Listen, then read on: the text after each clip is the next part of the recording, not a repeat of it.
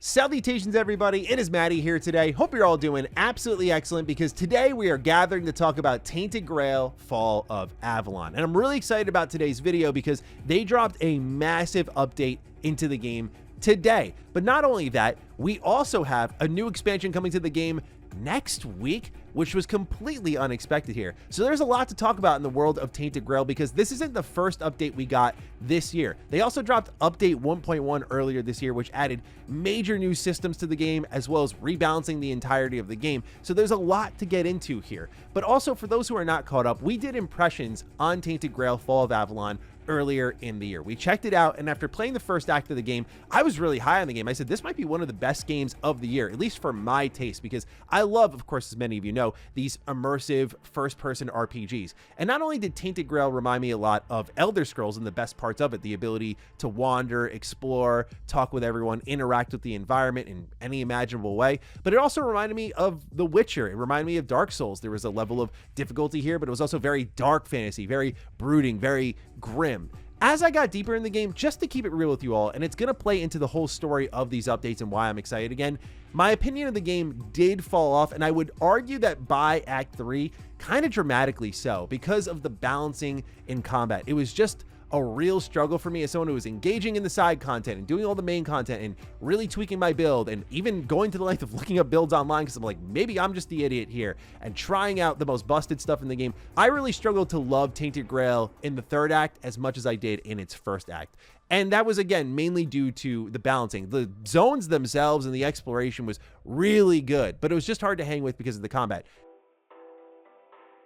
That seems to have been taken care of, and I'm really excited to try this game out with all these updates because before all of this that we're going to talk about today, they dropped update 1.1, which was the biggest update to the game at that point in time. And as you can see here, they added a bunch of new features to the game: new game plus, transmog system, new equipment, adjustments to the third-person camera perspective, which I always give them credit for because they just added that in since fans were asking for it, but they did warn you when you switch that camera mode, like, hey, the game's not really built around this. So them adjusting that was cool to see. New weapons and armor, new dungeons, new quests, bug fixes, and most importantly for me, as you can see in this next page here, a rebalancing. So they've nerfed items, they introduced new enemies, but they also rebalanced entire weapon and armor set. They rebalanced the damage dealt for specific tiers of weapons, and the list goes on here. So they did all of this, by the way, for free, and threw it into the game. Now, I haven't played it since, but I'm excited and now waiting until next week because today we got patch 1.15, but next week we are getting the Sanctuary of Saras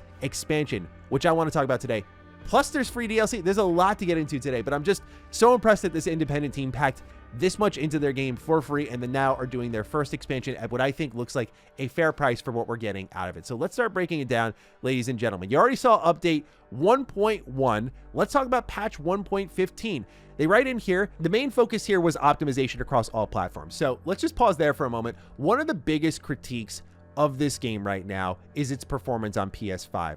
It's not really great at all. Now, they do mention here that there should be a big improvement seen on Xbox. They talked about on PlayStation 5. And you know what? Here's the thing.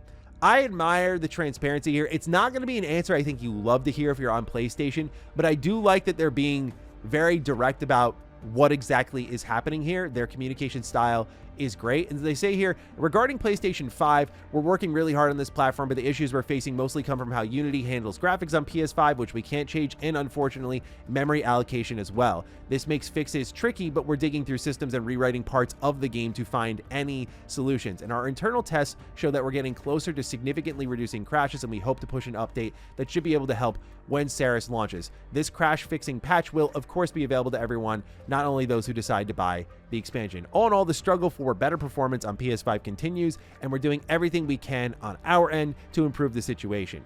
We hope to have more good news in February, but we can't promise anything. It's not entirely in our hands. Still, today's patch should offer a small boost to performance and stability. We're really sorry for all the trouble, and thank you for your patience. I personally, how I receive these sorts of things is, number one, you do get a little bit of leeway when you're an indie team because you can't throw around your weight more than big AAA companies. But number two, I always value transparency sometimes over the problem itself. It's like, okay, this is why it's happening. You have a goal in mind. You're not over-promising, saying like, hey, even come February, this is going to be fixed. So what this tells PlayStation fans is clear as day. Maybe you just want to hold off And I can respect that sort of communication style. It's like, yeah, we're maybe not going to be where we want to be by that point in time in February. And I think for those of you who are out there looking at this and want to get in, it is frustrating, but at least you can make an educated purchasing decision based upon that. Like maybe you have an Xbox and you go play there because it got a big boost. Maybe you played on PC, you're getting a new PC. I don't know. So I think information is great here. But what else is being added into update 1.15 here? Well, first and foremost are 3 items that were supposed to arrive in update 1.1, but also they've adjusted things like how much experience is gained from quests and enemies in New Game Plus. They've tweaked quests, they've fixed bugs. You can even see in the UI, they added a vignette and chromatic aberration toggle in the setting. They added an option to change the game's font if you'd like to go ahead and do that, which I personally like because, I mean, you know, that stuff can look kind of generic, so it's nice to switch that out. But let's get to the real meat and potatoes here. The new expansion launching next week, December 15th, 1 p.m. Eastern time, or your regional equivalent. And it's $15 US because as they describe it here, it should not be in the same category as DLC where there are just a few cosmetic skins. So they're saying this is a journey, this is an adventure. What's in this journey? What's in this adventure? Let's start breaking it down. They say the journey will take you to the titular sanctuary, a realm shaped by the deep sea. Ancient structures rise from the ever-shifting currents, and forgotten paths pulse with the life of a submerged world. But try not to get charmed, as when you begin to explore the unknown, the true nature of Saras starts to surface. For 6 centuries, the fate of Saras and its rebel crew has been shrouded in myth. Now a hidden passage reveals a path into the past. In a completely new storyline, follow the trail of Nimue and the deserters who challenged King Arthur. Piece together the truth behind their disappearance and Merlin's horrible retribution. So yeah, this will practically be a whole new act for the game with 10 to 15 hours of gameplay, a new storyline, interesting characters, and multiple side quests. As mentioned before, there are tons of new content coming. Not to spoil everything, but you have 4 new boss fights, 12 unique regular enemies, more than 20 handcrafted dungeons and interiors, and over 100 equipment pieces, including armor, hashtag fashion grail, melee weapons, bows, rings, amulets, spells, relics, and more. So yeah, all that for $15, but there's more. They say the expansion will also feature an alternate progression system. Activate sacred shrines to gain special skill points to spend within 3 new distinct skill trees. You can level them up at the same time and choose which one is active at any moment. This will allow you to change your build on the fly and adapt quickly. And for those who are interested, you don't need to finish the game to enter this expansion. To access Sanctuary of Saras, you only need to have accessed Act 2. So yeah, you get a whole new quest line, new boss fights, tons of new enemies, 100 pieces of loot, 20 plus handcrafted dungeons is kind of crazy, and also a new progression system, all for $15. Just on paper and looking at the trailer alone, this is awesome bang for your buck already. And when you think about it this way, at least on Steam right now, the game was $45, which I thought was a very fair price. I know some people may think at the earlier part of the video I was being maybe a little too critical of it because of that price tag. But look, when you combine that with the fixes for free, now the expansion, this slots in at a combined very nice $60. And I imagine this pricing was very strategic and well done, because now it just fits in nicely. Like, you want to buy a nice full game here that's been completely retuned from top to bottom, has a ton of new features ready to go, plus a new expansion added in here. Boom, $60, you're good to go. So now it's like at that full priced mark. And based on their wording here, they said first expansion. It also means that for those of you who maybe are on PlayStation and unfortunately sitting on the side, don't want to go through all the tech issues, that waiting may be to your benefit, because it sounds like a second expansion is on the way. And no doubt they'll continue to support this game, likely packing in even more.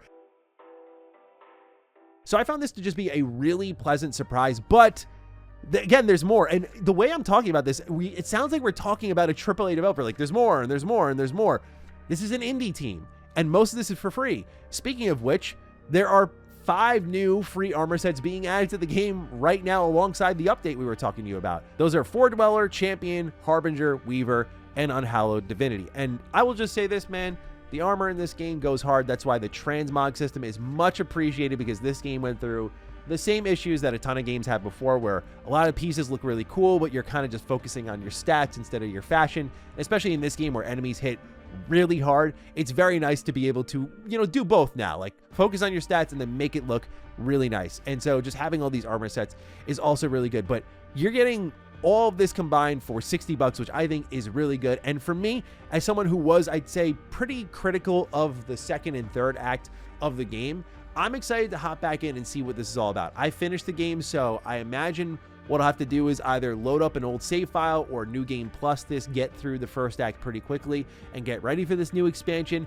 I don't know, because obviously, as I've talked about a lot on the channel and on podcasts, I really have so many other games to play, but knowing that this is defined in their write-up here as a 10 to 15 hour experience makes it a lot more palatable for me. That was one thing I really did like about this game, because I'm looking at Steam right now, and when I look at Tainted Grail here in my library, my total playtime for this game was not very high. It actually came in at just over 30 hours. And so you combine that with the expansion, like, it's again a very big game. Like, there's a lot of side content there, but there's plenty more to be done beyond what I saw with the game. Because as I said, as I started to enjoy it less, I was kind of like ready to just be done with it. But now you've got so much to dive into. So I think a New Game Plus run wouldn't be the worst thing that happened to me, especially because I love Act 1 so much. So yeah, I'm really excited about what they're doing here, and I just wanted to spread some joy. There's been a lot of bad news in the gaming world as of late, no doubt. I still want to talk about what's happening with Netflix and Warner Bros. As it stands right now. Paramount's getting involved. So I want to get into all of that news this week, but I figured something a little more uplifting and exciting like this would be a nice change of pace here. So I wanted to just shout out what Indie Skyrim is doing. No doubt we'll be sitting down next week to try out the game after all of the updates, see what's going on there. We'll do our usual Let's Play style video, and I'll kind of review the thing in real time with y'all, and we'll see where we're at. And then maybe if things go really well, we'll also talk about that expansion. I'm excited about what's here. So you know me, anything that's more Scrolls-like is right up my alley. So I'm happy to see they're continuing to support it in big and small ways and at a fair price, it looks like. Of course, time will tell with the quality of the product how this update goes. But ladies and gentlemen, let me know your thoughts on Tainted Grail Fall Avalon. How are you enjoying it? Fire away. Other than that, take excellent care of yourselves, and I will see you in the next video. Stay sexy, stay active. I love you all. Peace.